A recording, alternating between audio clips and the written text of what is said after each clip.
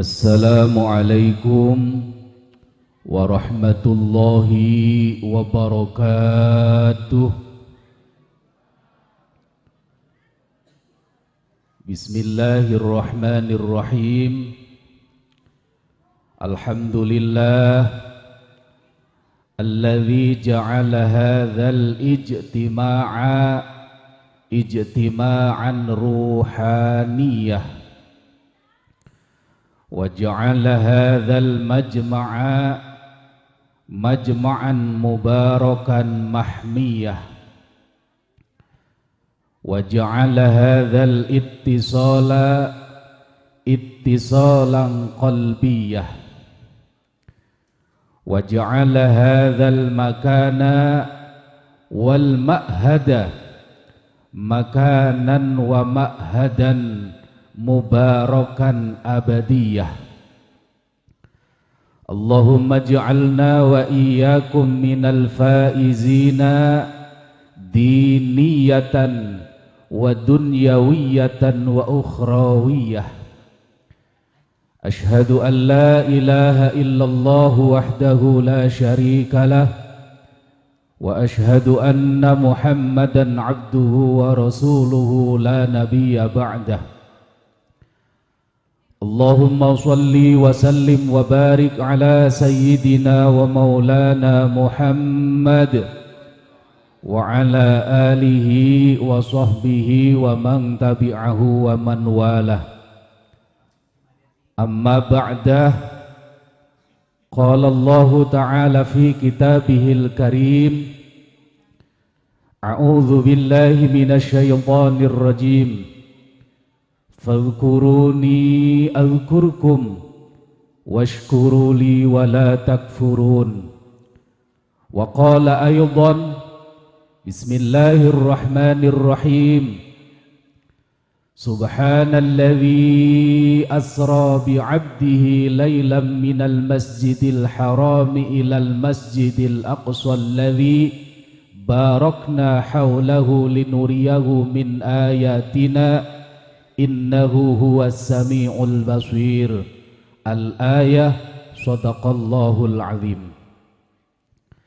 Hadratal kiram, para sepuh, bini sepuh, tokoh masyarakat, pejabat pemerintah, Bapak Lurah, RW, RT, wabil khususil khusus para alim, para ulama, para kesepuhan yang lainnya, wabil khususil khusus guru kita semua, pembimbing kita semua. Yang pertama Bapak Fatah Yasin. Beliau walaupun umurnya sudah agak lumayan sepuh, tapi beliau tipe kiai yang punya semangat luar biasa. Dan juga Bapak Tito tapi tanpa Karnavian, yang sudah menjabat sebagai ketua lembaga dan juga sekretaris PCNU Kabupaten Subang. Nah, ini beliau, Bapak Anis ini, beliau adalah sekretaris PCNU Kabupaten Subang. Itu jabatan yang sangat luar biasa. Itu jabatan yang jadi rebutan semua orang dulu sampai rame. Dan juga Al-Mukarram, orang tua kita Bapak Uzen, Al-Ustadz Bapak Uzen, yang alhamdulillah hadir bersama kita. Dan juga sekretaris muda Bapak Ais Lutfi, dan juga Bapak Ai Fahmi, dan juga para kesepuhan yang lainnya yang tidak bisa kami sebutkan satu persatu, yang insya Allah tidak mengurangi rasa hormat dan ta'zim kami, yang kesemuanya kami hormati dan yang kami muliakan. Wabil khususil khusus orang tua santri, para tamu undangan, bapak-bapak, ibu-ibu yang sudah hadir pada siang hari ini juga yang kami hormati dan yang kami muliakan. yang berbahagia para santri dan juga mahasiswa, ada mahasiswanya Kiai. Para santri baik putra maupun putri yang sedang berbahagia karena hari ini adalah milad dari pesantrennya, semuanya juga yang kami hormati dan yang kami muliakan. Acara pada pagi hari ini itu temanya ada 3, Isra Mi'raj, terus milad, terus istighosah. Milih yang mana ini Pak? Karena kalau Isra Mi'raj enggak memperingati Isra Mi'raj, ya bukan Isra Mi'raj. Kalau jelasin Isra Mi'raj lama, kira-kira 2 jam, sekarang jam 10. Jadi kalau misalkan Isra Mi'raj itu biasanya 2 jam, kalau seandainya disingkat paling bersambung.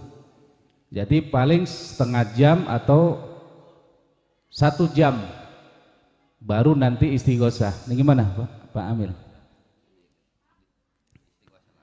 Istighosah langsung?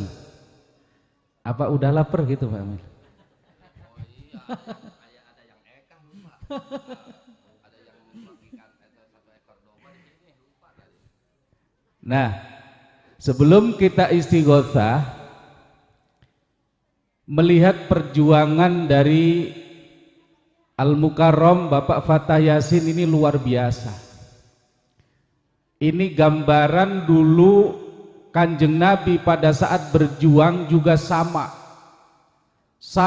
luar biasa gangguannya dari masyarakat sekitar. Kanjeng Nabi itu sampai diintimidasi oleh kaum Quraisy karena untuk memperjuangkan agama. Jadi perjuangan tanpa ada rintangan itu bukan perjuangan. Kanjeng Nabi sebelum Isra Mi'raj itu ada kejadian yang sangat luar biasa.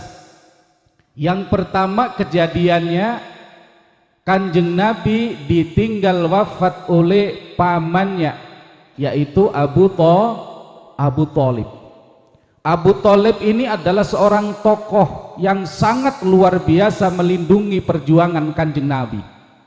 Orang-orang kafir Quraisy Mekah dulu kalau ada Abu Thalib ini sungkan kalau seandainya terang-terangan menghalangi yang namanya perjuangan Kanjeng Nabi Muhammad sallallahu alaihi wasallam.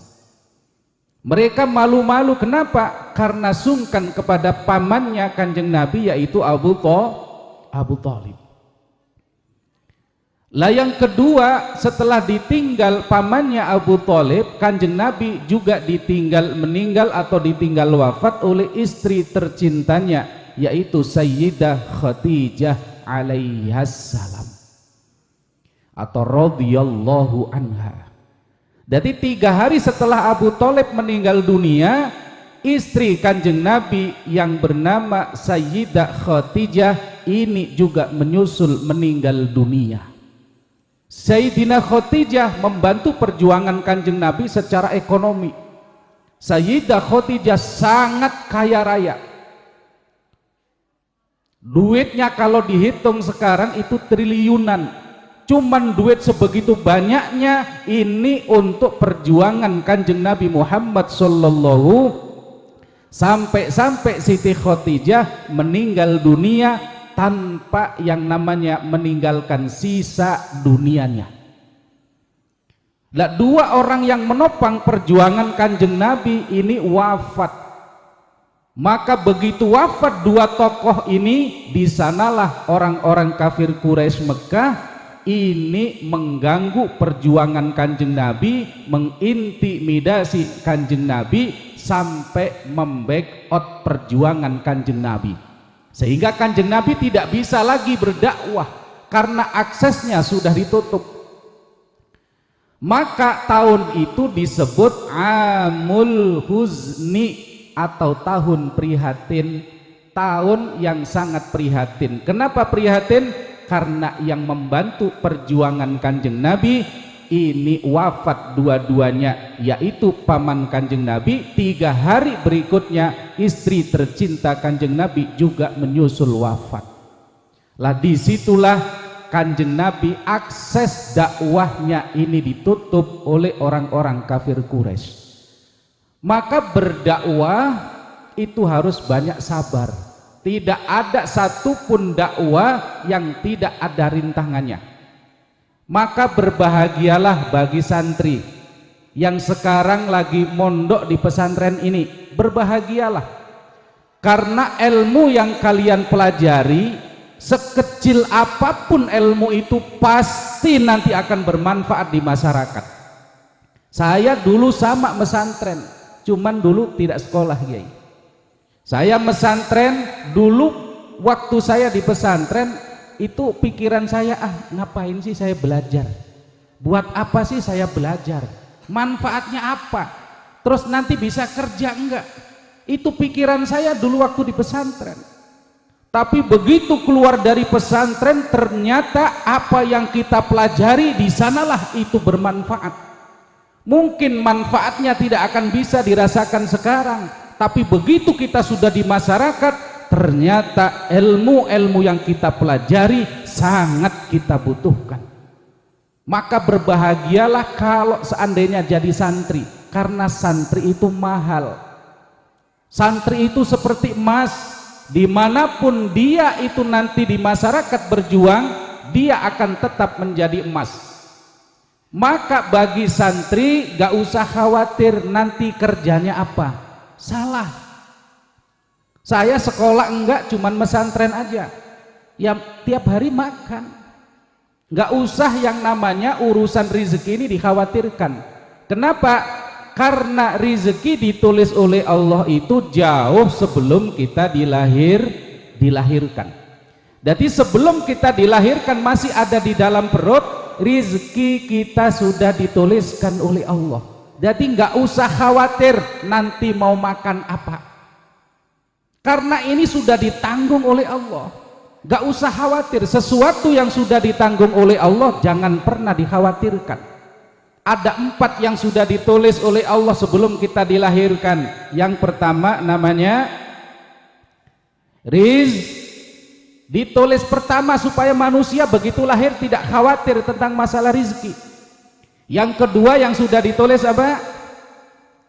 Ajal atau mati, umur seseorang sudah ditulis oleh Allah. Yang ketiganya masalah amaliyah, ya termasuk kegiatan kita sehari-hari sudah ditulis. Maka bapak hadir, ibu hadir ke tempat ini bukan kebetulan, sudah ada tulisannya. Kalau andai kata tidak ada tulisannya, dilalah ada uzur nggak bisa hadir. Misalkan hari Minggu tanggal sekian hadir ke Caracas, ibu ini bapak ini, itu sudah ada tulisannya. Andai kata misalkan kok tidak ada tulisannya, walaupun istilahnya tetangga dekat atau mungkin dulu pesantren di sini, dilalah kalau tidak ada takdirnya ini tidak bisa hadir, ada saja halangan. Ini namanya amaliyah, termasuk jodoh, nggak usah khawatir. Maka pertemuan ini bukan kebetulan, itu sudah ada takdirnya dari Allah. Maka amalia ini masuk jodoh, pertemuan, ketemu dengan siapa hari ini dan apa yang kita lakukan, semuanya sudah ditulis. Lah yang terakhir yang ditulis adalah masalah surga dan neraka. Sa'idun am saqiyun. Apakah bayi yang di dalam perut ibundanya itu masuk surga, apakah masuk neraka, sudah ada tulisannya.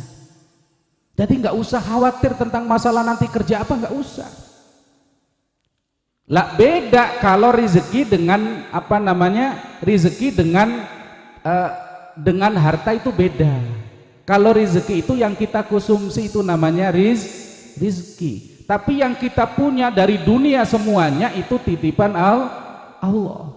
Nah itu masalah titipan Allah tergantung usaha kita. Karena takdir ini ada 2 macam. Yang pertama namanya takdir mubrom, yang kedua namanya takdir mu'allak. Kalau takdir mubrom ini takdir yang tidak bisa diulik-ulik, takdir yang tidak bisa diusahakan. Tidak bisa diusahakan model apapun takdir yang pertama ini.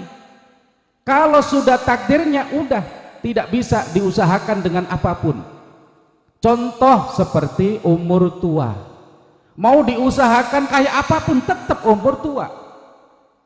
Tahu Titik Puspa artis tahu? Umur berapa Titik Puspa? Sudah ada hampir 87 kalau tidak salah. Mulai dari saya kecil sampai sekarang saya ngelihat Titik Puspa sama wajahnya, tidak ada yang namanya mengkerut apa keriput, kayak muda terus. Misalkan ada orang kaya hartanya banyak terus dia operasi seluruh kulitnya supaya jadi muda, apakah bisa? Bisa, kulitnya jadi kenceng semua, akan tetapi umurnya tetap tua. Yang kedua mati ini masuk kategori takdir mubrom yang tidak bisa diusahakan. Maka bahasa Al-Quran, idza jaa ajaluhum la yastakhiruna sa'atan wa la yastaqdimun. Ini masuk kategori mubrom. Yang kedua namanya takdir mu'allaq. Takdir mu'allaq itu adalah takdir yang digantungkan dengan usaha kita. Yaitu contoh misalkan kepingin cerdas harus belajar, kepingin kita sukses harus kerja keras, harus sekolah sampai kuliah. Kalau kepingin badan kita bagus, six-pack seperti Deddy Corbuzier, maka kita harus nge-gym. Ini adalah takdir mu'allaq. Orang kepingin badannya bagus tapi tidak mau olahraga, tidur baik, itu mustahil, tidak akan terjadi. Orang kepingin sukses, tidur baik, tidak pernah kerja keras, mustahil. Misalkan orang kepingin pinter, kepingin juara tapi tidak pernah belajar, mustahil. Ini namanya takdir mu'allaq, disesuaikan dengan usaha kita. Ini juga dasarnya dari Al-Quran. Allah tidak akan merubah suatu kaum selama kaum itu tidak mau merubah dirinya sendiri. Maka perjuangan Kanjeng Nabi Muhammad sangat luar biasa dahsyat, tantangannya sangat luar biasa dahsyat. Makanya nanti Pak Tito Karnavian menjabat pertama, ada halangan apapun jangan pernah resah, jangan pernah khawatir. Karena apapun yang kita lakukan, kalau itu sifatnya baik, pasti akan bermanfaat, pasti akan jadi catatan amal. Yang sudah ditorehkan mengajar anak-anak, membesarkan pesantren, pasti jadi jariah selama-lamanya. Maka ini pentingnya kita merawat pesantren dan juga pentingnya adanya pesantren. Maka karena Kanjeng Nabi akses jalan dakwahnya ditutup, akhirnya Kanjeng Nabi tidak bisa berdakwah lagi. Maka Kanjeng Nabi pergi ke tanah Taif. Di Mekah sudah tidak bisa. Misalkan semuanya sudah ditutup, akses jalan semua sudah ditutup, Kanjeng Nabi ke tanah Taif itu untuk berdakwah, mengajak orang-orang Taif. Akan tetapi begitu nyampe di tanah Taif, berdakwah di tanah Taif, Kanjeng Nabi tidak disambut dengan baik. Ajakan Kanjeng Nabi justru dibalas dengan caci makian oleh orang-orang Taif.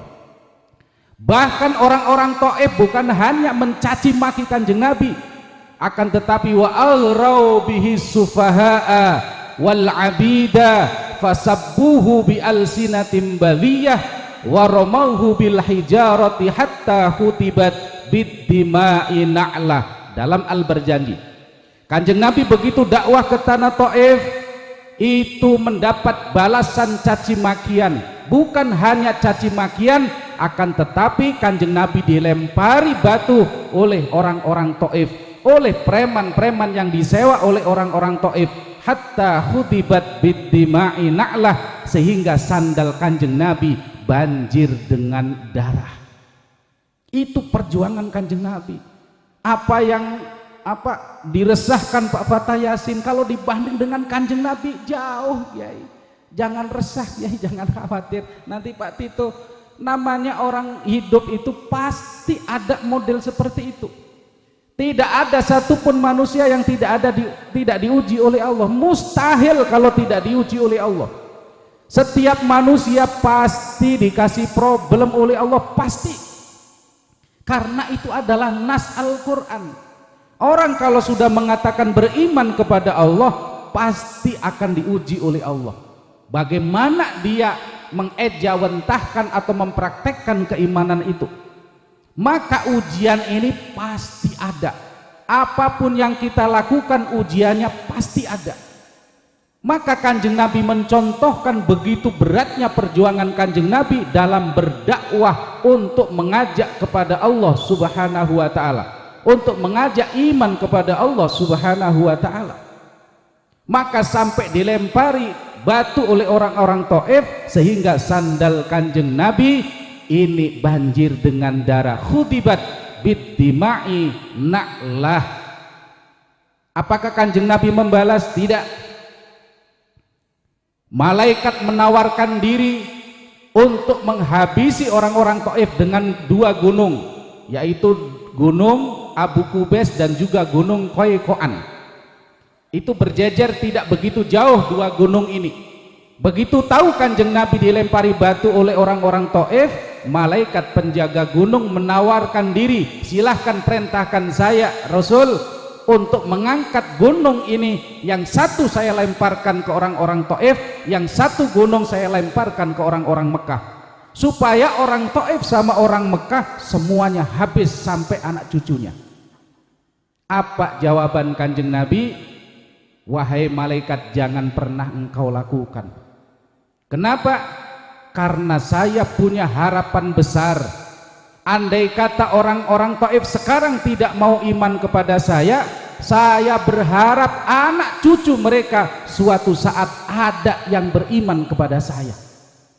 Malah didoakan oleh Kanjeng Nabi, Allahumma hdi qaumi fa innahum la ya'lamun.